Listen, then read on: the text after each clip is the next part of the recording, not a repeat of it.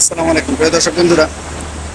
গতকালকে গতকালকে chief prosecutor তাকে বিনা নোটিশে বিনা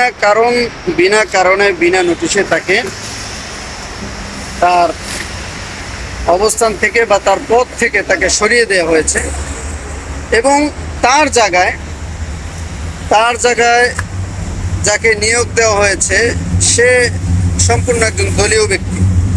এখন এখানে বাংলাদেশের যে প্রেক্ষাপট বা বাংলাদেশের যে অবস্থা বা যা কথা হয়েছিল এই সরকার ক্ষমতায় আসার আগে, সেটা হচ্ছে যে আইন শৃঙ্খলা বাহিনী অথবা আইনকে কোনো ধরনের কোনো চাপ প্রয়োগ করা যাবে না, আইনকে তার নিজস্ব গতিতে চলতে দিতে হবে। এই কথা আমাদেরকে প্রতিশ্রুতি দিয়েই এই সরকার বা এই বর্তমান যে পার্লামেন্ট, বর্তমান যে ইলেকশন হয়েছে 2026 সালে, এই ইলেকশনের বিষয়টা কিন্তু এভাবে হয়েছে। অথচ তার ফলশ্রুতিতে বা কি হচ্ছে, কি হতে যাচ্ছে বা কি হচ্ছে, এটা আমরা দেখতে পাচ্ছি যে এই যে বিষয়গুলো যে হচ্ছে, দলীয়করণ, যদি বিষয়টা হয়ে যায় যে দলীয়করণ, তাহলে আমি মনে করি যে এটা বাংলাদেশের সার্বভৌমত্ব হোক বা আমাদের যে গণতান্ত্রিক যে অধিকার, এই গণতান্ত্রিক অধিকার প্লাস বাংলাদেশের সার্বভৌমত্ব, এটা টিকিয়ে রাখা আমার মতে কষ্ট হয়ে যাবে। কেন কষ্ট হবে? কারণ আপনি যদি আইনকে তার নিজ গতিতে যদি চলতে না দেন, আইনের হাত যদি বাঁধা থাকে, আইনের হাত পা যদি আপনি বেঁধে রেখে দেন, অথবা লাল বাটনের কল বা নীল বাটনের ফোন কলের মাধ্যমে যদি আইনের ধারা পরিবর্তন আপনি যদি করে ফেলেন, সেক্ষেত্রে ভবিষ্যৎ আবার সেই বর্বর যুগের মতো হয়ে যাবে আমি মনে করি। এটা বর্তমান যুব সমাজ হোক, বর্তমান বাংলাদেশের জনগণ সকলেই খুব সচেতন এবং সবাই যে কোনো ধরনের পরিস্থিতিকে খুব কাছের থেকে তারা মোকাবেলা করতে শিখেছে এবং তারা এখন খুবই বিপ্লবী। বাংলাদেশের জনগণ এখন খুবই বিপ্লবী, কেউ ভয় পায় না।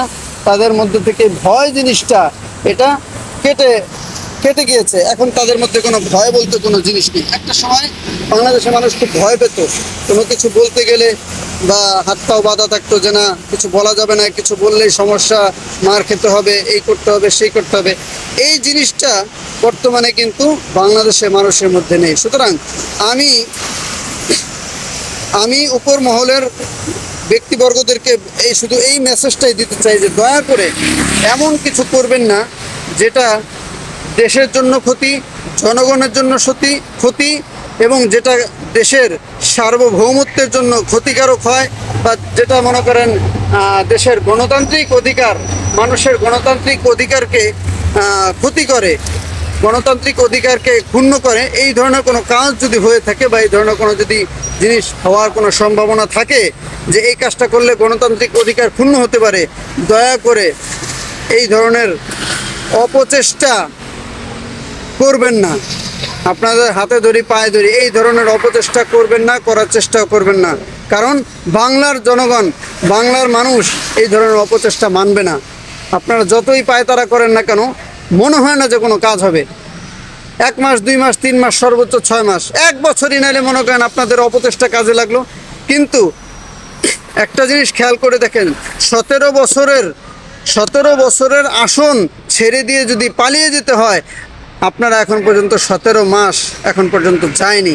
সুতরাং এই ধরনের অপচেষ্টা করবেন না। যেই কাজ করলে মানুষের ভালো হবে সেই কাজটাই আমাদের করতে হবে। আমরাও আপনাদেরকে সবসময় ফুল সাপোর্ট দেব যাতে দেশের ভালো হয়। আমরা সর্বপ্রথম দেশের কথাটা চিন্তা করতে হবে যে দেশ প্লাস মানুষ, এদের যেন কোনো ক্ষতি না হয়। এরপরে আপনারা যা করেন। এখন বর্তমানে কি চাঁদা জোর করে নিলে সেটা চাঁদা, আর সমঝোতার মাধ্যমে নিলে চাঁদা না, মানে বিভিন্ন জিনিস যা দেখছি। অর্থাৎ এই সরকারের আমলের মধ্যে আমি সেই পূর্ববর্তী সরকারের আমল, ফ্যাসিবাদের সরকারের আমল আমি পুঙ্খানুপুঙ্খানুভাবে খুঁজে পাচ্ছি।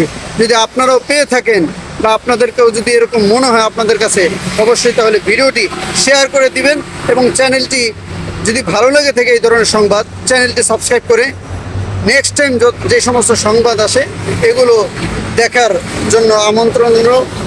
এগুলো দেখবেন এবং শেয়ার করবেন। ধন্যবাদ, ভালো থাকবেন।